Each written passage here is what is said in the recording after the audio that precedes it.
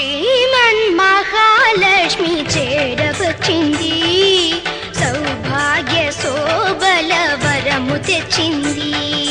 శ్రీమన్మహాలక్ష్మి చేరవచ్చింది, సౌభాగ్య శోభల వరము తెచ్చింది.